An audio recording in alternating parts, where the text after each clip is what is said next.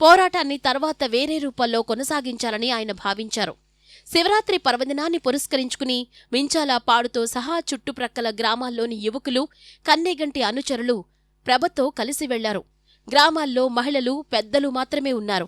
అదే అదునుగా భావించి బ్రిటిష్ సైన్యం మించాలపాడు గ్రామంపై విరుచుకుపడింది. పశువుల్ని నిర్బంధించడం మొదలుపెట్టింది. పుల్లరి చెల్లిస్తామని తాము చెప్పినా బ్రిటిషర్లు దొంగదెబ్బ తీశారు. శిస్తు కడతామని అధికారులతో చెప్పేందుకు వెళ్లిన కన్నిగంటిపై సైనికులు కాల్పులు జరిపారు.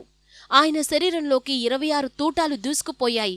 సాయంకాలం 6 గంటలకు తుపాకీ తూటాలకు గాయపడిన పల్నాడు సింహం కన్నెగంటి అర్ధరాత్రి వరకు శక్తి కూడదీసుకుని వందే మాతరం అని నినాదాలు చేస్తూనే ఉన్నాడు. ఫిబ్రవరి 26 అర్ధరాత్రి పల్నాటి వీరబిడ్డడు అమరుడయ్యాడు.